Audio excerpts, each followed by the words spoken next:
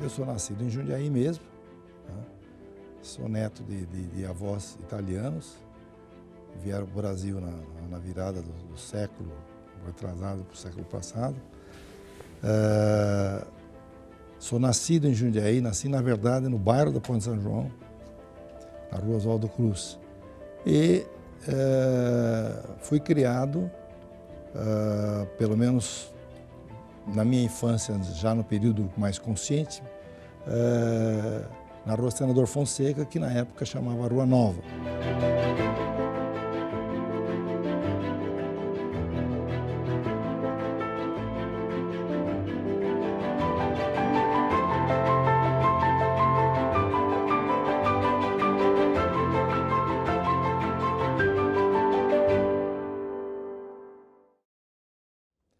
E, obviamente, como, digamos, as ruas periféricas, que naquela época ainda era periférica de Jundiaí, também tinha a garotada de rua, onde se jogava bola, jogava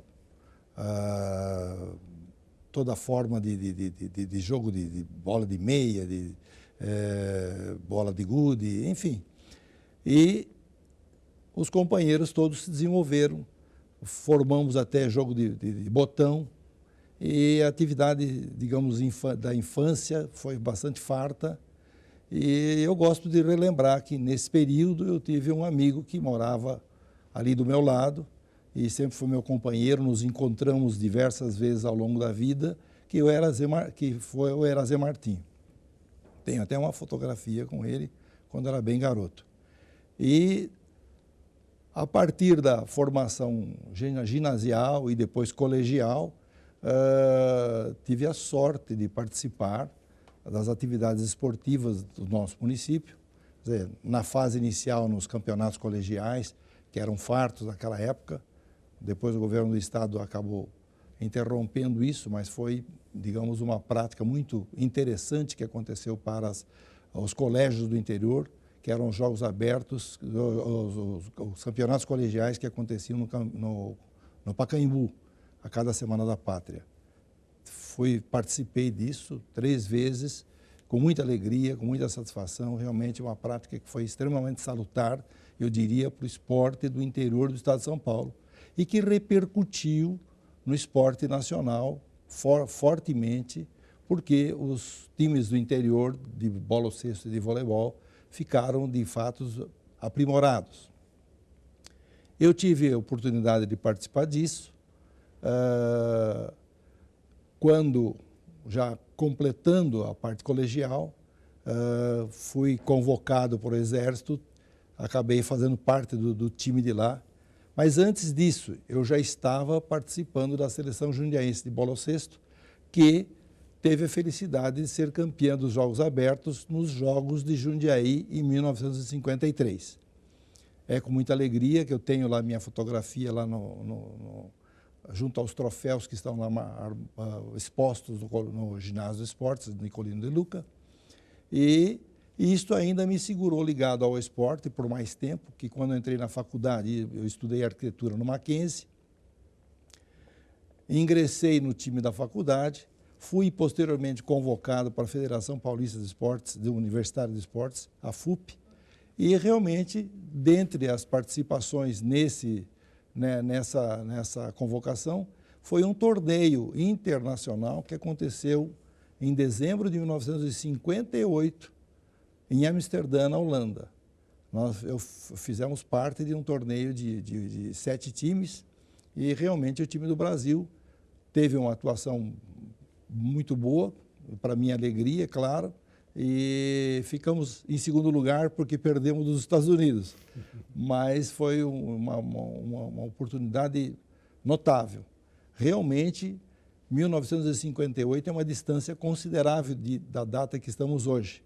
E, de fato, naquela viagem, que foi uma viagem bastante incomum, porque era muito pouco frequente a viagem ainda para a Europa, porque ela ainda não estava refeita das ocorrências da guerra, cheguei a verificar em muitos lugares das diferentes cidades onde jogamos ruínas de guerra, coisas que a gente não gosta de relembrar, mas que, de fato, as atividades de construção naquela época eram mais fartas na demolição das ruínas de guerra do que propriamente da construção dos prédios novos. O time de Jundiaí foi reforçado por alguns companheiros que vieram de fora e se radicaram aqui em Jundiaí, como foi o Zé Coqueiro, que jogava muito bem, o Ramon, que também foi um jogador muito brilhante e que depois até teve 2 filhos que participaram da seleção brasileira de basquete, que foi o Marcel e o Mauri.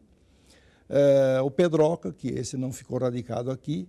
E hoje, dentre os que estamos aqui presentes no Brasil, tem o Arnaldo Guimarães e o Lauro Candiotto. Estudei arquitetura de 1955 até 1959, são 5 anos, né? E passei a atuar profissionalmente a partir de 60. Realmente foi um período muito interessante, porque a arquitetura brasileira naquela década era exponencial, ela era muito importante no mundo. As revistas de arquitetura europeias e americanas editavam a arquitetura brasileira com muita frequência. E nós vivíamos a construção de Brasília, que na verdade foi inaugurada antes de 60, e de fato isso influiu sobremodo, digamos, na importância da arquitetura e do urbanismo brasileiro no mundo. Naquela época já tínhamos, sem dúvida nenhuma, atuação com bastante frequência. E tínhamos no Brasil, digamos, práticas de urbanismo excelentes. O Eduardo Reidi, por exemplo, tem projetos divulgados pelas revistas francesas das obras que foram feitas no Rio de Janeiro, o Conjunto Pedregulho, enfim, diversos projetos que foram realizados no Rio de Janeiro na época. O Rio de Janeiro, de fato, tinha, claro, era a capital federal, tinha, de fato, mais realizações. E as realizações não eram tantas, mas as que foram feitas foram muito valiosas para o urbanismo do mundo inteiro, e para nós os exemplares ainda estão lá muito bons. Realmente a palavra planejamento ou plano diretor era alguma coisa que os governos estaduais e mesmo o governo federal tinha apoiado naqueles trabalhos do Reidi, do Oscar Niemeyer, que já começou a trabalhar nessa época lá em Belo Horizonte. Enfim, você tinha o Serviço Federal de Habitação e Urbanismo, que era uma instituição, um escritório federal e que concentrava planejadores, pretendendo, na verdade, naquela época, na década de 50, que o Serfal se transformasse no Ministério do Urbanismo. E isso, de fato, quase aconteceu. O fato é que, quando chegamos em 64, que houve, de fato, o golpe de Estado, nós tivemos uma transformação política acentuada, foi criado o BNH, né, já no governo dos militares da época, e o Serfal passou a ser uma entidade interna do próprio BNH, ou seja, ele foi tremendamente esvaziado, para a sorte das grandes empresas nacionais. A Vale do Rio Doce, a CSN, convocaram os planejadores que trabalhavam no Serfal para as suas realizações. Isso melhorou realmente esse tipo de empresa e, na verdade, enfraqueceu o avanço tecnológico do governo brasileiro nesse aspecto.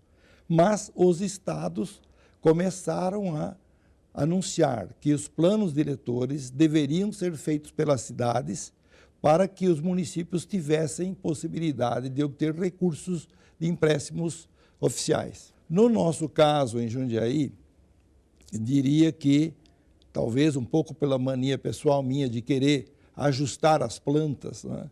Quando nós começamos em janeiro de 64, eu sempre acentuo janeiro porque isso precede o abril de 64. Eu ingressei na prefeitura como diretor de obras na primeira gestão Pedro Fávaro, que foi no 1º de janeiro de 1964. Tá.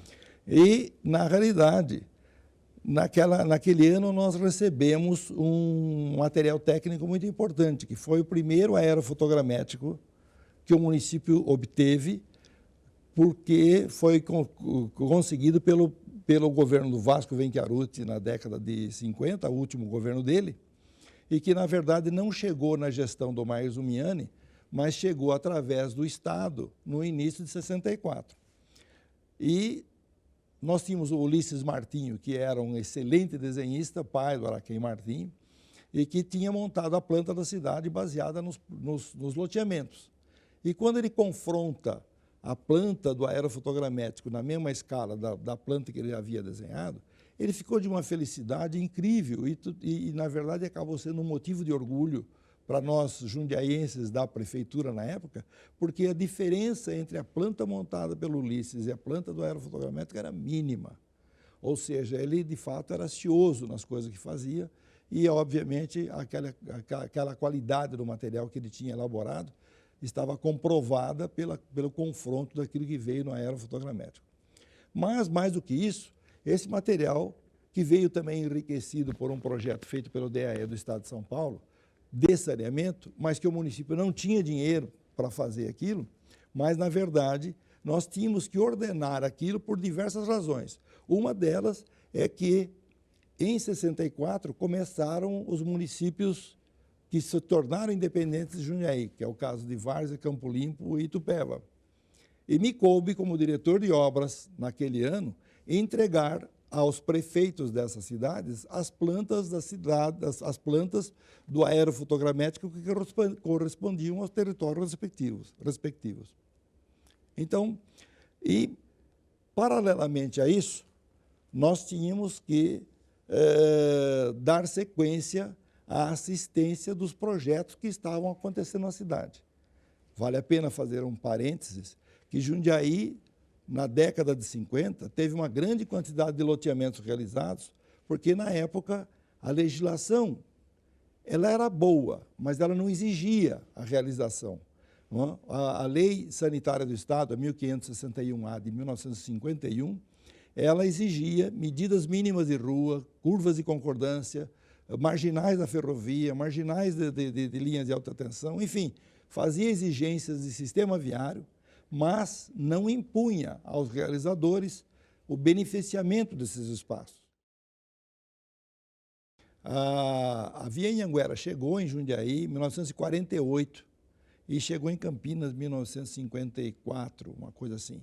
Houve um período onde se chegava em Jundiaí, mas ainda não em Campinas, pela Via Anhanguera. E Jundiaí recebia, distribuía pelas estradas regionais ainda de terra.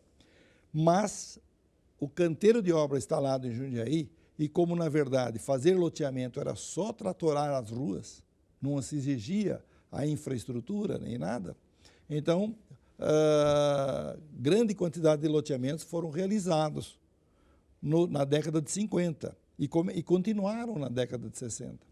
E isso significa que nós tínhamos uma cidade altamente retalhada.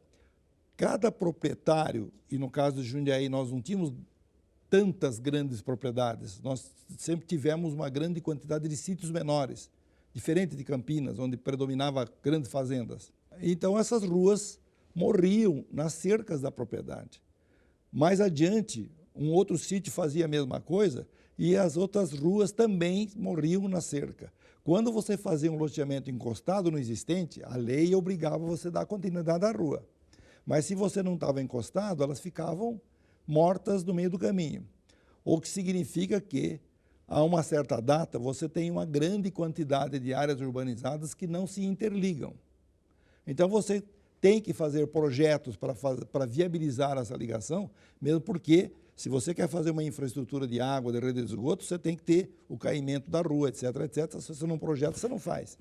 Então, na realidade, esta era a demanda que a gente encontrou, o que eu encontrei quando comecei a trabalhar na prefeitura. Tinha que executar as marginais da ferrovia, as concordâncias com as ruas, interligá-las o quanto possível. Mas não havia ainda nenhuma legislação dizendo aqui não se pode fazer uma indústria. Então era muito comum você ter um conjunto de casas e em seguida uma serralheria. Ou depois um tipo uma pequena fundição, onde você teria uma fuligem enorme saindo. Então, A poluição do ar, na época, e a poluição, o ruído, o ruidoso, eram demandas intensas. Quem morava perto de uma casa, de um serviço desse, reclamava muito.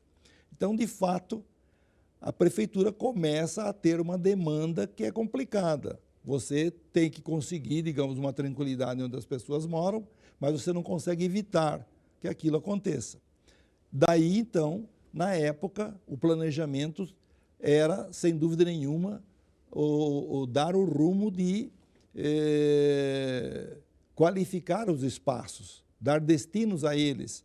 E, no fundo, a medida do planejamento, ela é predominantemente conservadora. Ou seja, se você tem um loteamento onde você tem uma grande quantidade de lotes residenciais, a medida teria que, de certa forma, permitir a continuidade desses lotes residenciais. Mesmo porque as outras atividades demandavam espaços diferentes. Foi quando, então, o zoneamento começou a ser cogitado e você ter que pensar em áreas para acomodar as indústrias, acomodar os serviços, né, e proteger as áreas residenciais e ainda criar os centros de atividades de serviços e comércio. Na época, na verdade, você tinha cidades que anunciavam o início desse tipo de providência. No interior do estado, nós tínhamos Ribeirão Preto, com alguma coisa feita, Bauru também pretendia, São José dos Campos, uma cidade com uma certa vanguarda, não é? No Paraná, nós já estávamos tendo, digamos, algumas atuações, se bem que o Paraná, ela intensificou muito isso depois que a Faculdade de Arquitetura foi criada em Curitiba e que foi também criado o Instituto de Pesquisa de Curitiba, o IPUC, que realmente influiu sobremodo na criação do planejamento de Curitiba, que conseguiu aliar o transporte dinâmico junto com o planejamento da cidade, coisa que em Jundiaí, lamentavelmente, não conseguimos fazer a mesma coisa. Mas, e no Rio Grande do Sul, você também tinha iniciativas bem pronunciadas, embora muito menos realização. O estado do Rio Grande do Sul tinha muitos técnicos competentes, mas os municípios eram mais fracos.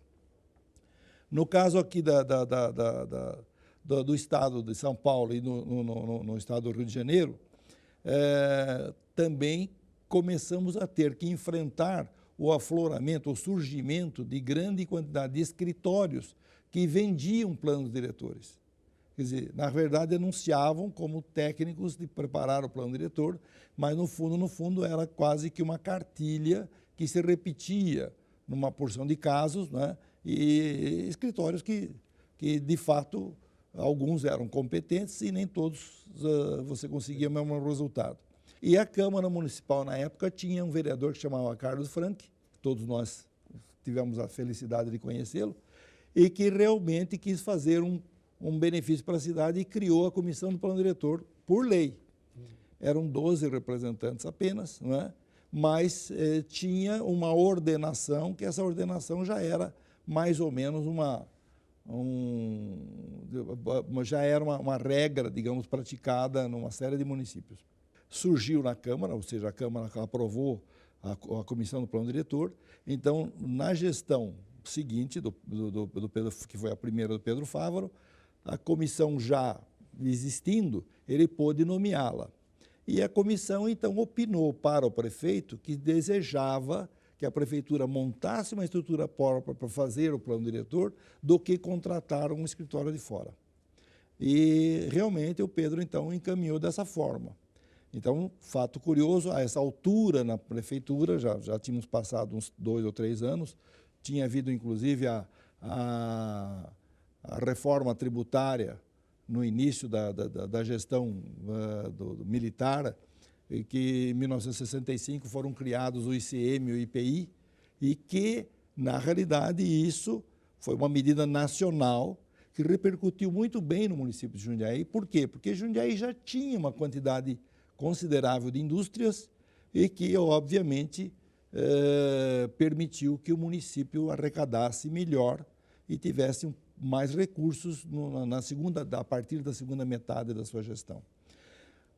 A equipe foi montada. Na época, nós já tínhamos mais profissionais da cidade, porque em 64, quando começamos, nós éramos apenas 3. O Luiz Henrique Horta de Macedo, que foi cuidar do setor de águas, montou um projeto do DAI, e o Mário Botese, que era, na verdade, um engenheiro que trabalhava em indústria e que estava desempregado em Jundiaí, que aceitou trabalhar com a prefeitura. Não era comum que os profissionais aceitassem trabalhar no poder público. Pois bem, mas depois houve concurso e tínhamos mais pessoas. Me permitiu isso, e o Pedro Favro concordou, eu saio de diretor de obras, o Igar Fer assume, e eu, então, como assistente técnico, fiquei responsável pela equipe que ia trabalhar com o plano diretor. E tivemos a presença de agrônomos, que na época foram profissionais que prestaram excelentes serviços para as atividades econômicas de Jundiaí, principalmente na área rural, que nós estávamos, como você mesmo colocou em sua pergunta, a importância que tinha a zona rural de Jundiaí. A história sempre tem facetas, de fato, muito curiosas, né? Nós não tínhamos cursos universitários em Jundiaí. Na verdade, a gente só tinha o ginásio e o colégio, e, além do ginásio, tinha o curso normal, que formava os professores primários. E esse curso normal, ele era composto de 3 anos, um pré-normal, primeiro e segundo. Quando nós fizemos, houve uma coincidência. Quando eu fiz o primeiro ano científico, que era o primeiro colegial, que eram 3, não é? Claro que ele surgiu uma lei nacional dizendo que quem tinha feito o primeiro ano do científico, ou contabilidade, ou, enfim, alguns cursos que tinham uma certa correspondência em termos de tempo de formação, tinham a possibilidade de ingressar no normal sem fazer o pré. E surgiu um grupo todo misto, realmente um pessoal, como a gente estudava o colégio à noite, não tinha durante o dia, então sobrava o dia. Além do basquete, a gente podia fazer outra coisa. Então, eu ingressei nesse curso normal e muitos outros também, inclusive o Pedro Favro, Nivaldo Miller, Dorival Breternitz, enfim, uma série de contadores da cidade, veteranos já, alguns mais, outros menos, ingressaram no curso normal. E alguns do colégio também. Naquele prédio da Rua Barão, esquina com a Padroeira, lá aquele sobrado das Palmeiras, nós tínhamos aula na sala que era a antiga cozinha do prédio. E cabiam, no máximo, 18 pessoas, que eram, de fato, os 18 que eles chamavam do Forte Copacabana. Por quê? Porque a gente, de fato, a mistura de idades, né, fazia com que o diretor tratasse aquele grupo com uma certa, sei lá, uma simpatia, eu não sei. O fato é que o Pedro Favaro ingressou nesse grupo e, numa das eleições do Grêmio Estudantil José Feliciano, ele resolveu ser candidato a presidente e acabou me colocando como vice-presidente da chapa. E me lembro que, na verdade, naquela época, a gente jogava basquete também pelo Grêmio Estudantil, e naquela época a minha camisa era número 16, então esse número até hoje eu uso. O plano diretor que foi aprovado, ele de fato foi apenas territorial. Ele foi... A pretensão era mais, sem dúvida nenhuma, mas o processo para a realização desse tipo de prática, de fato, ele é árduo, é pesado, envolve uma grande quantidade de medidas que são, de fato, múltiplas e complexas. Você tem que fazer a população começar a respeitar os procedimentos, e isso se arrasta.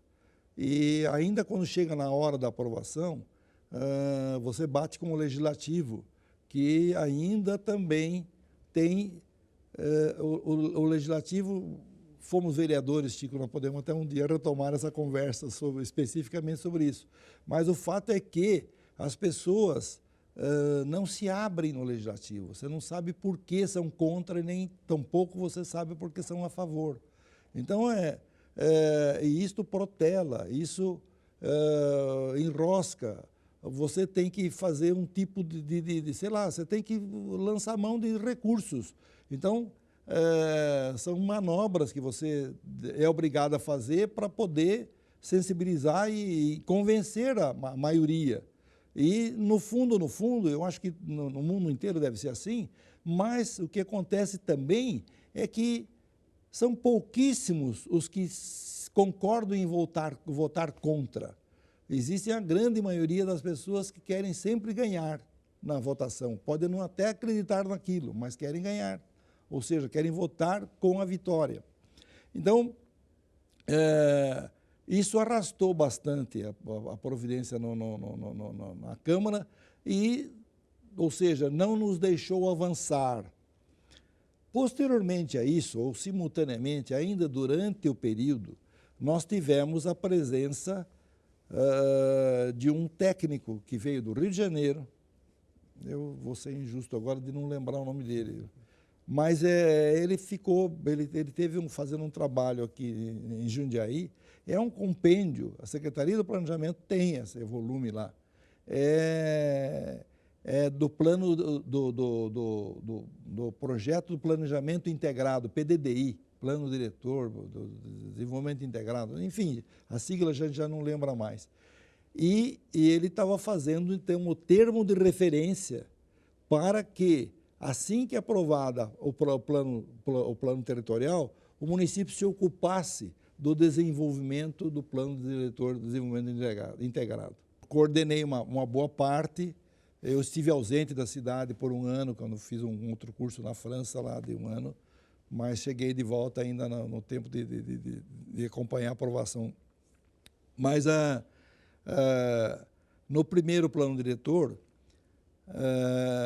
a verticalização ainda era muito tênue, muito pouco sensível, não eram poucas cidades que construíam edifícios de pavimentos. Então, no plano diretor de Jundiaí, a zona central, que era a zona comercial principal da cidade, é que concentrava os edifícios, a verticalização. Então, eram poucos projetos existentes, alguns que estavam pretendendo acontecer também não se impediu, porque já estavam em caminho. Então, o plano diretor estabeleceu o zoneamento assim. Mas, ao longo da década de 70, deu para perceber que a evolução das cidades o processo de urbanização estava se acelerando e a questão de transporte já tinha demandas diferentes também. Então, era importante que, do primeiro para o segundo plano diretor, você pusesse em prática medidas de descentralização da cidade, senão a saturação do centro seria realmente exagerada. E, de fato, isso aconteceu. Descentralização aconteceu, começaram a surgir os edifícios na Vila Ares, Ponte São João, posteriormente na Vila Hortolândia, enfim. Aí a cidade, de fato, digamos, saiu daquele aperto do centro da cidade exagerado e, com isso, diluiu um pouco mais a sua população pelo território, evitando, digamos, de fato, algumas saturações que seriam inconvenientes. Então, isso foi uma transformação do primeiro para o segundo. Já pensando no zoneamento que aconteceu no primeiro, onde o zoneamento já tinha estabelecido que o Vale do Jundiaí-Mirim era um vale preservável, você não podia adensar a ocupação, não é? A Serra do Japi já tinha um prenúncio de proteção, não é? Então, outras medidas começaram a acontecer em cima disto.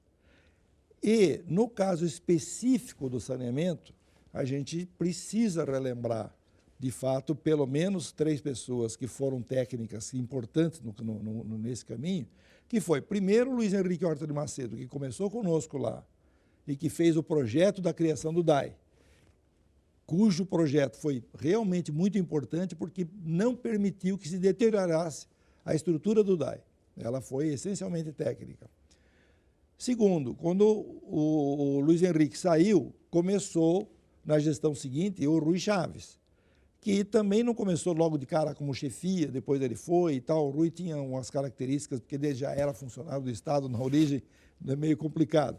Mas, tecnicamente, ninguém podia concorrer com ele na eficiência das medidas de interesse público. E conseguiu impor ou introduzir medidas extremamente saudáveis, conseguindo um abastecimento de água proveniente do rio Atibaia, fazendo uma preservação maior, começando a preservar as áreas onde você hoje tem acumulada a represa de acumulação. O Rui foi brilhante nesse tipo de encaminhamento. E, posteriormente, tivemos o Zé Pedro Baldriz, que entrou na década de 70 na gestão do IBES e acabou continuando na do Pedro Fávaro e, por mais tempo, ele ficou prestando serviço na prefeitura também. Então, na realidade, já as introduções de zoneamento que aconteceram no primeiro projeto deram um ensejo para que essas medidas de saneamento acontecessem. Então, claro, será que elas teriam acontecido se nada tivesse feito? É difícil de dizer. Mas que o fato de você ter um zoneamento dizendo aqui não se pode adensar, já é uma informação de que ali outras coisas vão acontecer para aquela finalidade. Para nossa felicidade, as transformações políticas não eram tão radicais.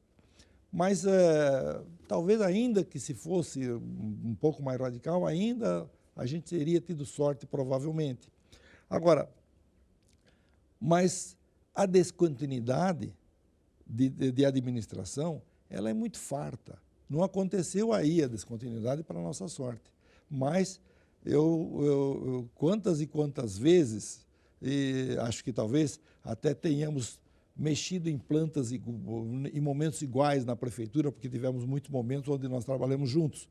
Mas o prefeito determina, vamos fazer uma escola no bairro tal. E então todo mundo começa a pensar na escola, papapá, como fazemos, em que terreno, que não sei o quê, tá. De repente você abre a mapoteca antiga e você encontra 2 ou 3 projetos já realizados em gestões anteriores de projetos que são similares àquele. Ou seja, o desgaste do poder público, porque de fato não consegue evitar essa descontinuidade, às vezes até não é ódio político, nem é nada, é um relaxo. É um desprezo pela precisão dos dados, pelo cuidado com os dados, né?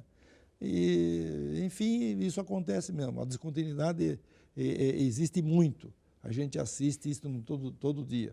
E isso prejudica consideravelmente todos os municípios, eu acredito, no Brasil. Isso é muito comum. A experiência de vereador é uma experiência muito boa.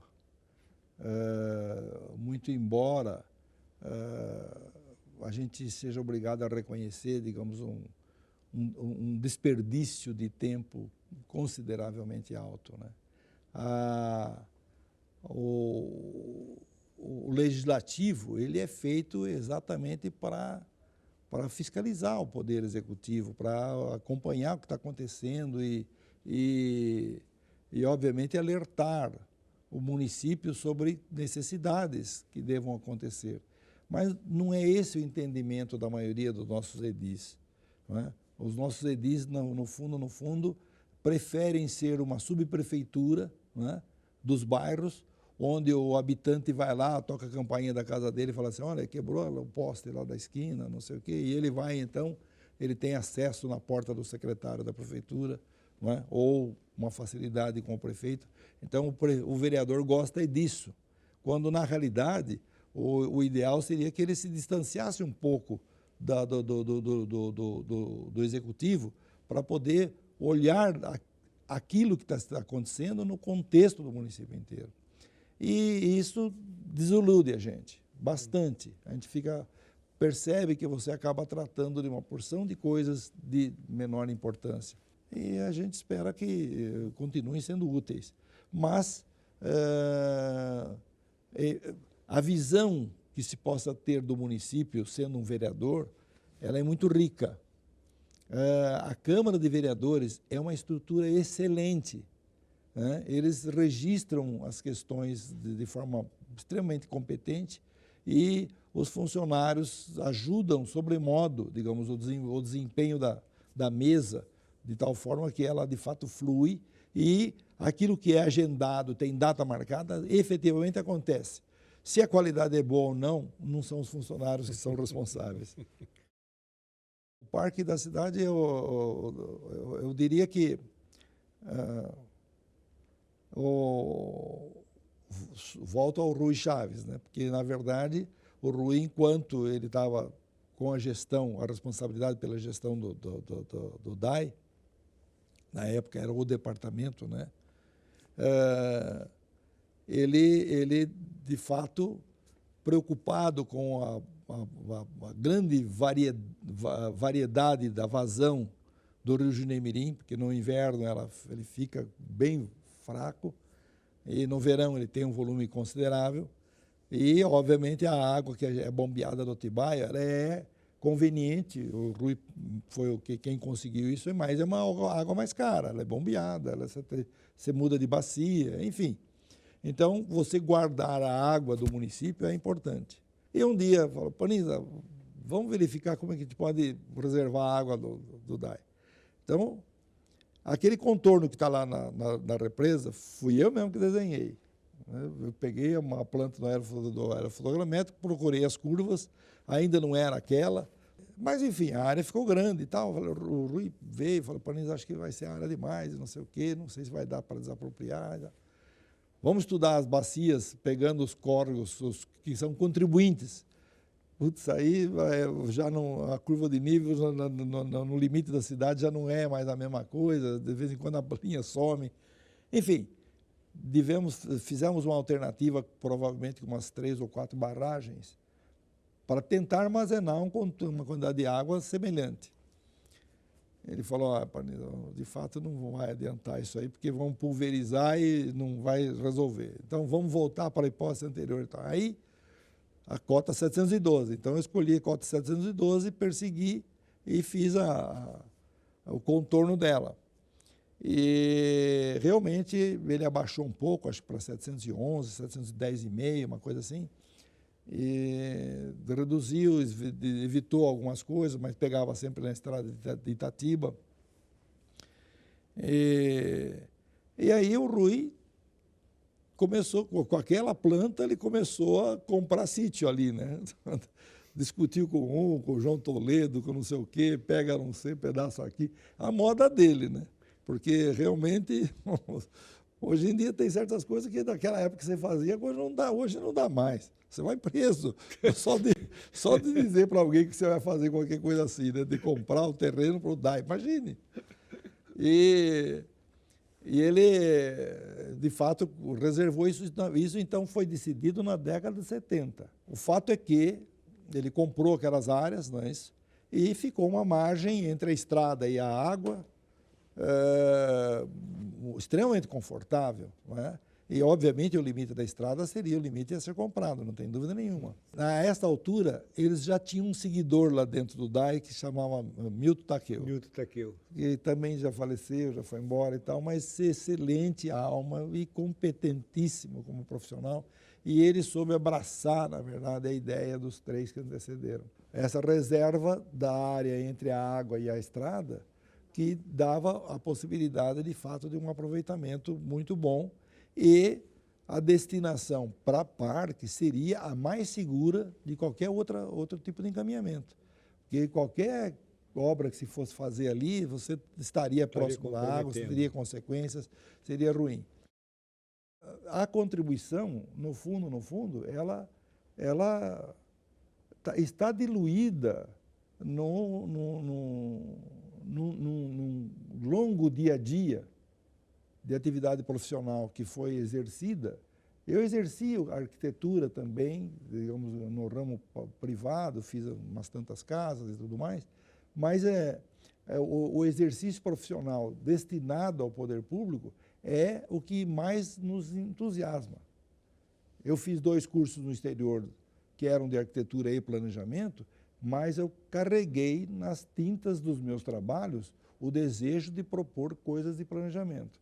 Então, na verdade, aquilo que a gente conseguiu sedimentar nas coisas que foram feitas na cidade e que elas têm, digamos, teve a oportunidade eu tive a oportunidade de poder passar por elas, isso me dá uma grande satisfação. Qual é, digamos, a contribuição ou qual é o que se pode almejar para a cidade no futuro? Eu diria que estimular esse tipo de trabalho de uma forma mais intensa. Quando estivemos ao longo da vida na prefeitura, a montagem da equipe sempre carregou um forte componente de querer fazer com que as pessoas façam por gosto aquilo que estão fazendo lá dentro, e não por uma necessidade meramente funcional. Então, se nós conseguirmos dar essa mensagem às pessoas que estão no poder público, para que façam o empenho dessa forma, eu acho que é a melhor coisa que se pode fazer. Ou seja, o que se pode pretender é o serviço das pessoas. Eu acho que por aí, mais do que isso eu não tenho condição de distinguir.